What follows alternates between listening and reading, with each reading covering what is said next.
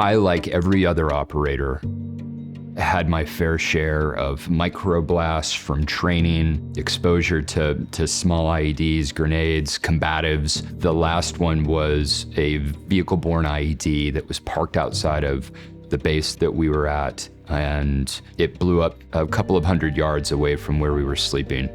I've never felt violence like this before. It literally, the shockwave picked me up, threw me out of bed. Our B hut that we were staying in collapsed. I had a gun fall on my head. When I ran out to the first person that I saw, their eyes were going in two separate directions. Throughout your career, it doesn't matter whether you've experienced combat or not, everyone's exposed to a number of blasts. You're firing giant weapons all the time. You're blowing open doors, breaching doors. All of that stuff affects you in one way or the other. There was a lot of frustration in not being able to do the things that I could do. I could memorize an entire mission plan and then eventually getting to the point where I couldn't remember anything. That was scary. I think I probably had never been that scared in my life up to that point. It was the first time I really thought, something's wrong here. I don't know what it is. There was a period of time where, when I was an instructor, I was losing my balance a lot, or running into walls that, in my house that I walked by 1,000 times a day. I was losing my ability to really pull up the right word. It's no secret that playing with your brain is a dangerous game. So when I came home, I felt like a different person. I had debilitating headaches every day. No medication would touch.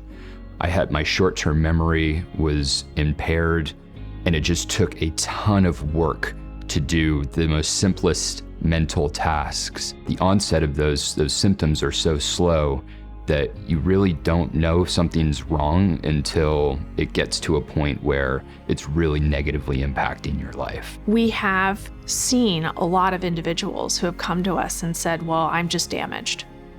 And they have gone to a particular clinic or facility that is supposed to specialize in brain injury, and they've gotten functional MRIs and all sorts of scans that have lit up and been shown, this is why you're damaged. What we have found is that it is an oversimplification of the problem to say that because I've experienced head trauma, I have a doomed existence of my brain. One of the most difficult things for a lot of our service members to deal with is a diagnosis of a traumatic brain injury. A lot of guys think that it's a death sentence. Oh, I've been diagnosed with a TBI. My life is going to spiral out of control now. That's not the case. The concept of neuroplasticity is that the brain is able to adapt, evolve, or heal itself after an event. The brain is actually very neuroplastic, so it does have the ability to heal. When we think about neuroplasticity, we're talking about the brain's ability to be plastic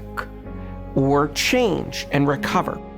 So when I was a resident a long time ago, I remember being in a lecture and raising my hand, and I said, is the brain plastic that way?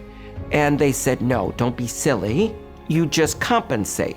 So if you can't use your right arm, you just learn to use your left and like that. And it turns out that that's inexorably wrong. That the brain does have a lot of ability to rewire.